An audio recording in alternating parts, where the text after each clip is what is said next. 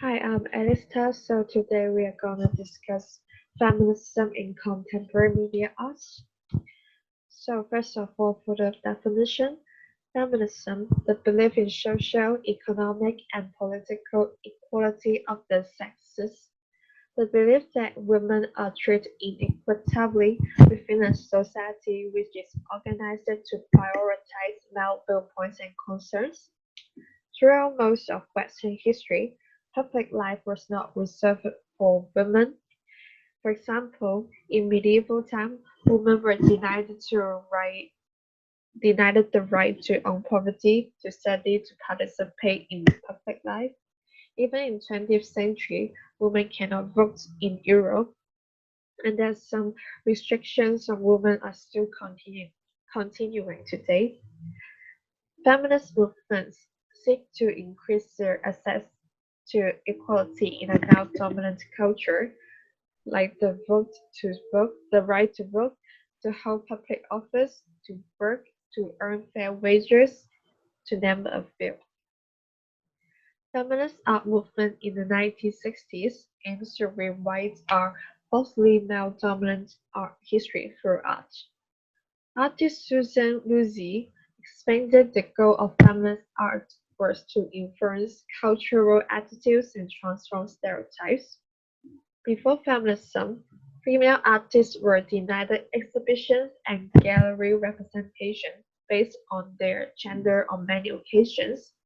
To battle with this, feminist artists can create alternative places and to change institutions' policies to promote female artists within the market.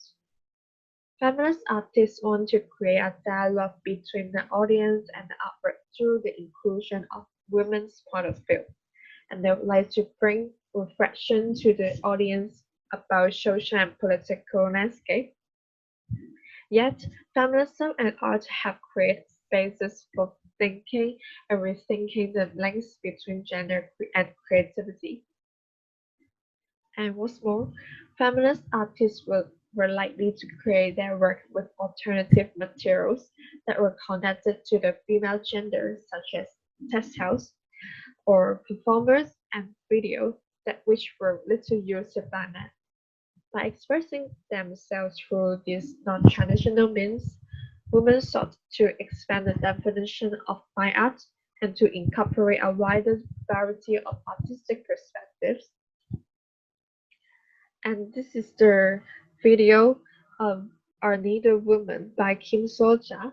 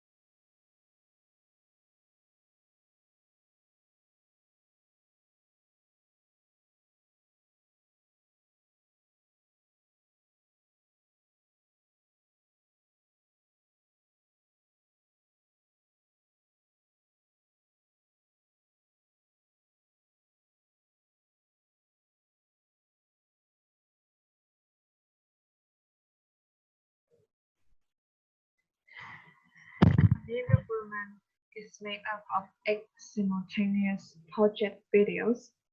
The artist took inspiration from traditional forms of female labor and craft to investigate the role of women.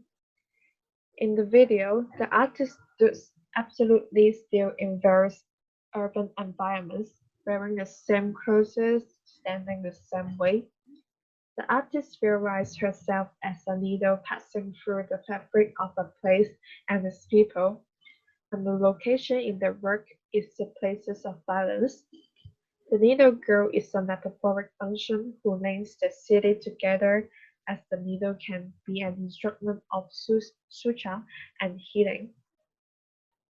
And this is a remote sensing by Ursula Biermann.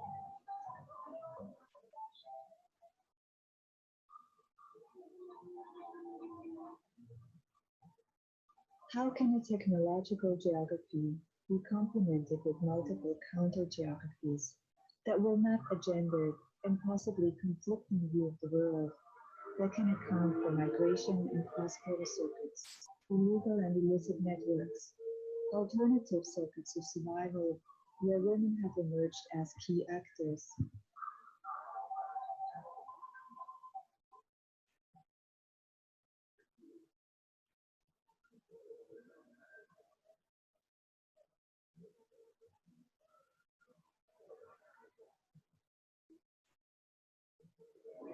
Trafficking in women and children has become an issue of grave concern in the Mekong region because each year more and more number of women and children have been victims to this cross-border trafficking. In a country like Thailand, which used to be a sending country, a country of origin, right now to be a country of destination and transit country as well.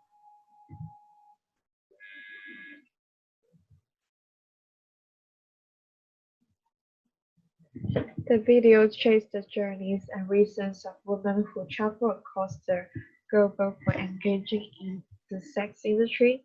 The artist would like to criticize the global sex trade, reveal how technologies of marginalization affect women in their sexuality, and the video incorporates images from satellites and other geotechnology, presenting women's body as being the location for their work and for their subjectivity, and as goods that are trafficked between men. Next, I would like to pass to my groupmate. And then I want to talk about the artwork created by Feli Export, which is Identity Transfer 1, 2, and 3. Feli Export is an Austrian avant-garde feminist artist. She is best known for her photography and radical performances that explore the female body and the male gaze. In identity transfer works, she wore a tight black trousers, zipped up black jacket that were different than that of identity transfer 1 and 3. She wore gold strings on her neck and wrist and full makeup in 1960s style, which is stylish. Export clothes are similar in Identity Transfer 1 and 3. Her left hand was on her hips, pulling the jacket zipper up with her middle and index finger, and the right hand hold the jacket edge to her waist, holding the same position. The difference is in the head, where the first had her head tilted to the right with a sad face. Identity Transfer 3 had her hold her head up and smiled. In Identity Transfer 2, she smiled while facing the viewer, and her hands rest on her hips. This outfit is in fact used in many different work on hers and other self-portrait photography that use the hands on hips pose, and similar outfit is named pose. A particular historical moment is reflected in this work because the representation of gender is unclear in the Identity Transfer image, which is recent message with feminism. Male and female clothing began to confuse and become more and more similar. Men started to wear tight trousers and jewelry as well, and at the same time, feminist movement began to gain public view. That is to say, more and more people are looking into the feminist cultures. And then I'm going to talk about Makeup Meltdown by artist Sandra Avikovic. She was the first artist in Croatia to identify herself as a feminist. Sandra Avikovic early video work examine the pressure imposed on women to conform to conventional notion of beauty, and explore the feminist contention that the perfect is the political. Makeup Meltdown is a 9-minute cutted video of the artist applying makeup to herself. We can only see her upper body, but not her face. The way the visual was done is deliberate and intimidating, such as touching her lotion bottle slowly and carefully. The video was produced in 1976, but was filmed again in 1978 to transfer it onto a screen. Now you can see it on a screen with headphones to further express the point of objectified females. The work echoes critiques of feminists that beauty, woman, and femininity are often naturalized in their association. In other words, people used to think these qualities should belong together. Through the ritual of making up without showing the face to dissociate femininity, beauty, and desire from the object of desire for the male's gaze. She used a video of her putting on makeup without showing her face or body to show that female had the right to protect their private parts and avoid male gaze as well. Next, we will talk about feminism media art from male artists. Media art from women feminists are not uncommon, but we also want to talk about how male artists create media art about feminism as well. Artist Charlie White is a consumed by phenomenon of the consumerist teenagers. particularly the female. He created many artwork about female. He is also a feminist. Girl pose. This artwork is a photography work which includes a blonde-haired teen girl, hands on her waist, with her pose like those wingsuit commercials, but her face had no expression, with the background becoming a series of lines. This shows how the girl is commoditized through the contrast between the simple background and the girls.